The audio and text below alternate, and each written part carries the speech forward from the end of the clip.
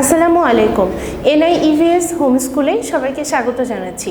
নবম শ্রেণীর প্রিয় শিক্ষার্থীরা, আজকের ক্লাসে তোমাদের সাথে আছি আমি কামরুন নাহার মৌ, বাংলা বিষয়ের সহকারী শিক্ষক, national ideal English version school.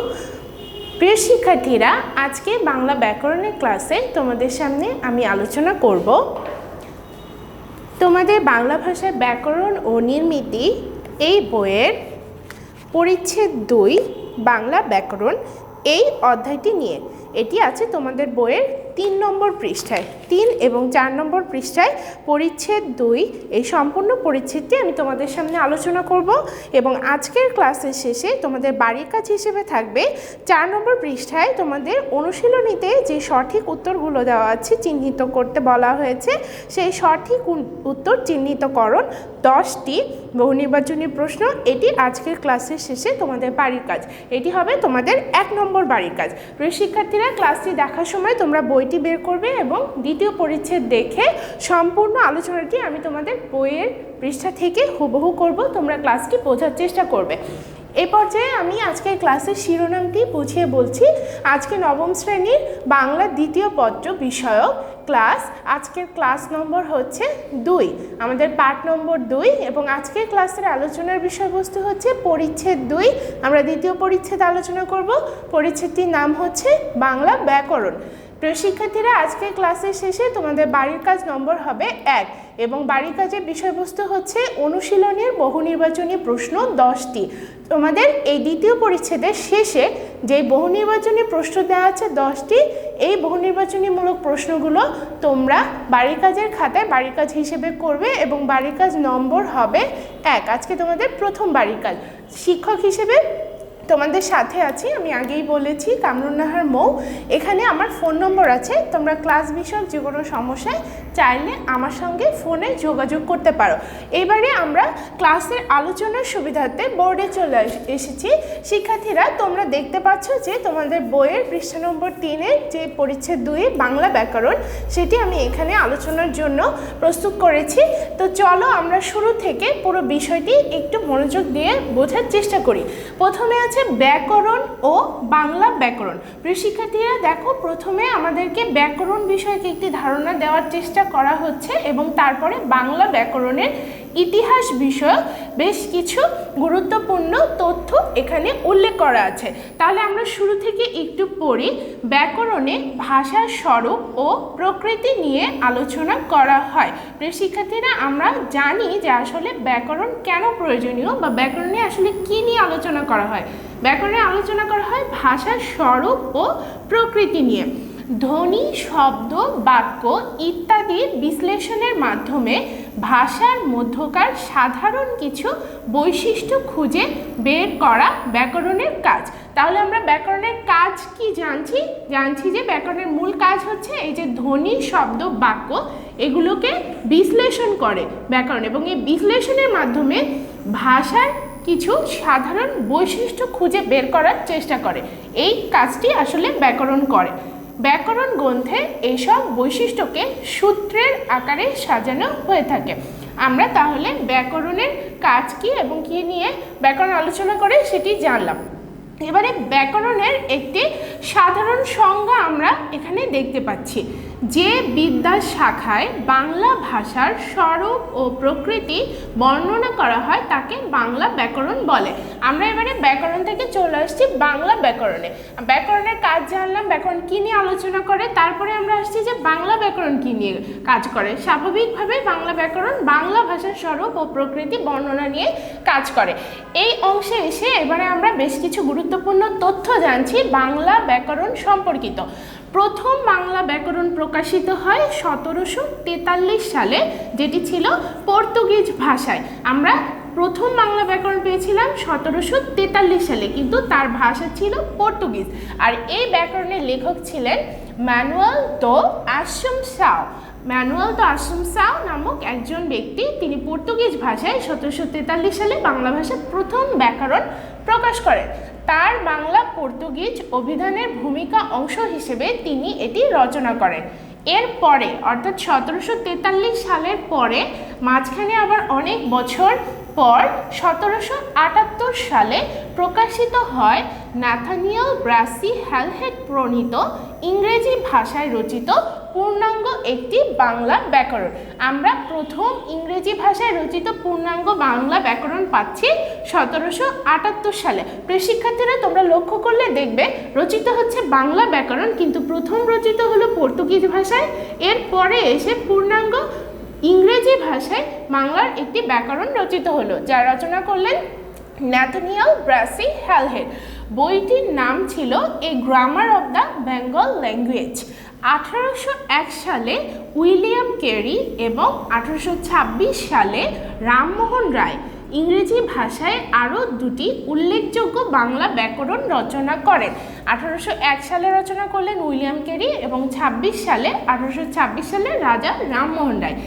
এরপরে 1833 সালে প্রকাশিত হয় রামমোহন রায়ের গৌড়ীয় ব্যাকরণ, বাংলা ভাষায় রচিত প্রথম বাংলা ব্যাকরণ। প্রিয় শিক্ষার্থীরা, আমরা শুরু থেকে একেবারে এই পর্যায়ে এসে পৌঁছলাম, যেখানে 1833 সালে রামমোহন রায়ের গৌড়ীয় ব্যাকরণের মধ্য দিয়ে বাংলা ভাষায় রচিত প্রথম বাংলা ব্যাকরণ আমরা পেলাম। প্রিয় শিক্ষার্থীরা, তোমরা যখন বাড়িতে অনুশীলন করবে তখন এই অংশটুকু অবশ্যই খুব মনোযোগ সহকারে পড়বে এবং মনে রাখার চেষ্টা করবে, কারণ এখান থেকে তোমাদের বহু নির্বাচনী অংশে এসে দেখবে অনুশীলনীতে বেশ কিছু প্রশ্ন তোমরা পাবে, যার উত্তর জানার জন্য বা উত্তর করার জন্য তোমাদের এই অংশটুকু সঠিকভাবে মনে রাখা প্রয়োজন।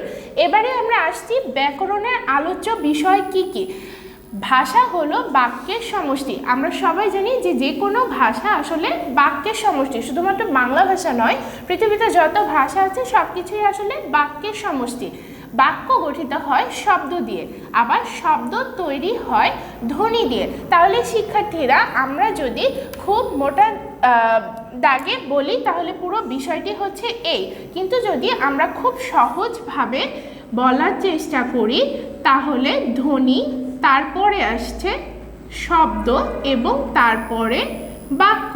পুরো এই বিষয়টি প্রথম লাইনের মধ্যে তোমাদেরকে বোঝানোর চেষ্টা করা হলো। এদিক থেকে ভাষার ক্ষুদ্রতম উপাদান হলো ধ্বনি। আমরা তাহলে সব থেকে ক্ষুদ্রতম অংশ হিসেবে চিহ্নিত করতে পারি ধ্বনিকে। এই ধ্বনি, শব্দ, বাক্য প্রত্যেকটি অংশই ব্যাকরণের আলোচ্য বিষয়। এই যে ক্ষুদ্রতম অংশ থেকে শুরু করে একেবারে বাক্য পর্যন্ত এই সবগুলো নিয়েই আলোচনা করে হচ্ছে ব্যাকরণ। এছাড়া শব্দের ও বাক্যের বহু ধরনের অর্থ হয়, সেসব অর্থ নিয়েও ব্যাকরণে আলোচনা করা হয়। ব্যাকরণের এসব আলোচ্য বিষয় বিভক্ত হয় অন্তত 4টি ভাগে।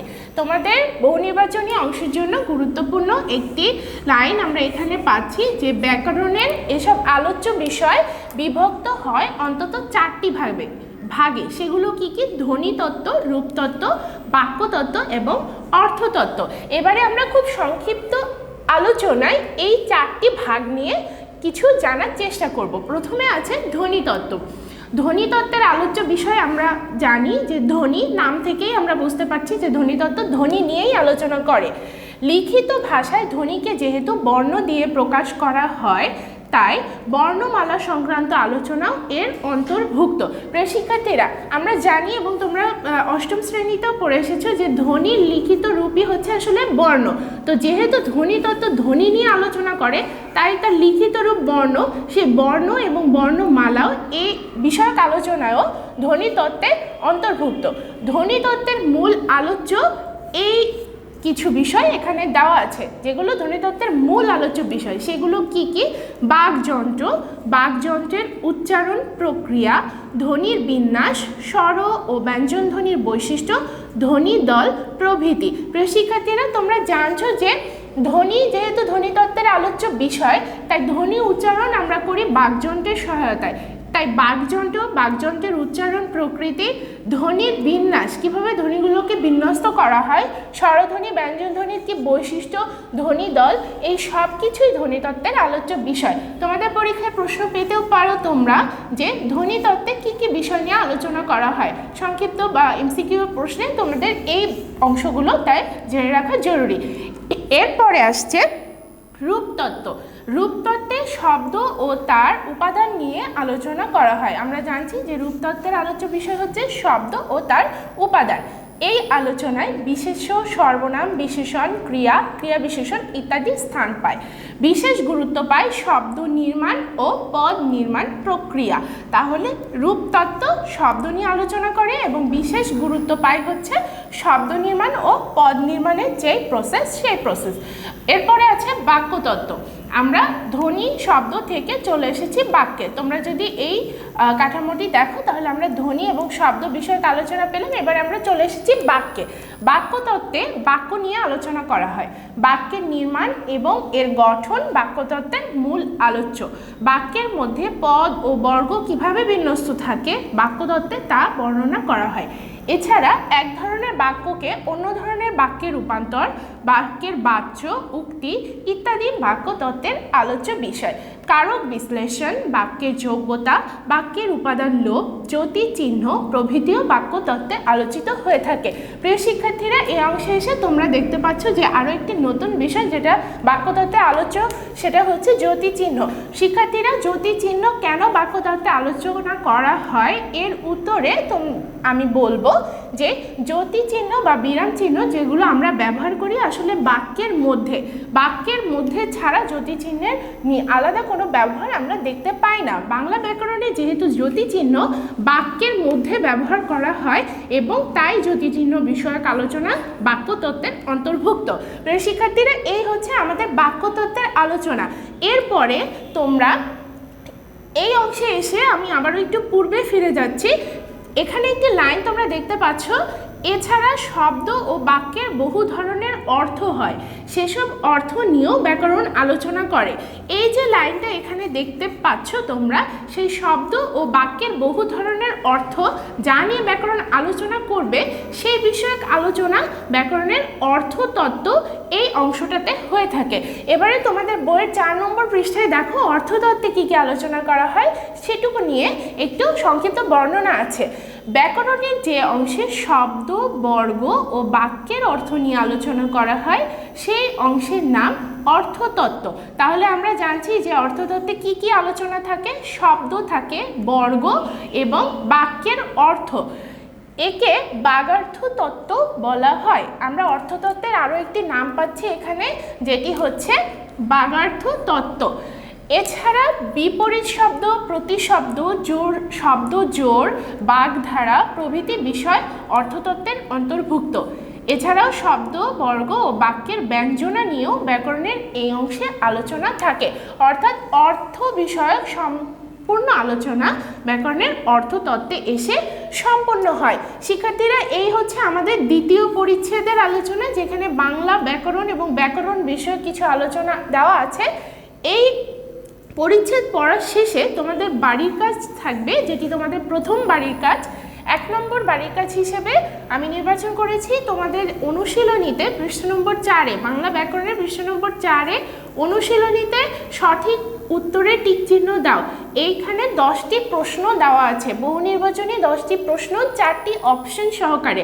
তোমরা বাড়ির কাজের খাতায় বাড়ির কাজ নম্বর 1 লিখবে এবং তারিখ লিখে তারপরে এই 10টি প্রশ্ন সম্পূর্ণ তুলবে উইথ অপশনস। অপশন সহকারে প্রশ্নটি তুলবে এবং সঠিক যে উত্তর সেটাতে টিক চিহ্ন দিয়ে তোমরা তোমাদের বাড়ির কাজ সম্পন্ন করবে। এখানে যে প্রশ্নগুলো দেওয়া আছে সবগুলো প্রশ্নের আলোচনায় আমরা আজকে দ্বিতীয় পরিচ্ছেদে করেছি। এখানে প্রথম প্রশ্নটি দেখো, ভাষার প্রকৃতি নিয়ে আলোচনা করে কোন অংশ। আমরা যে 4টি অংশ পড়লাম সেখানে তোমরা পাবে বাংলা ব্যাকরণের প্রথম প্রকাশিত হয় কত খ্রিস্টাব্দে। বাংলা ব্যাকরণ প্রথম প্রকাশিত হয় 1743 খ্রিস্টাব্দে। তোমরা তাহলে এই 1743-এর উপরে টিক চিহ্ন দেবে এবং বাকি প্রশ্নগুলোও সবগুলো এভাবে সমাধান করবে। প্রিয় শিক্ষার্থীরা, আজকে আমাদের ক্লাস বিষয়ক আলোচনা মোটামুটি এখানেই শেষ। বাড়ির কাজ তোমরা অবশ্যই সঠিক নিয়মে করবে এবং তা স্কুলে পৌঁছে দিতে হবে শনিবার। প্রত্যেক সপ্তাহে শনিবার তোমরা বাড়ির কাজ জমা করতে পারবে সকাল 9টা থেকে দুপুর 3টার মধ্যে। আশা করি সবাই ক্লাসটি বুঝেছো এবং বাড়ির কাজ সঠিক নিয়মে করে স্কুলে তা পৌঁছানোর ব্যবস্থা করবে। সবাই নিরাপদে থেকো, সুস্থ থেকো, নিয়মিত পড়াশোনা করবে আর অবশ্যই স্বাস্থ্যবিধি অনুযায়ী জীবনযাপন করবে। আল্লাহ হাফেজ।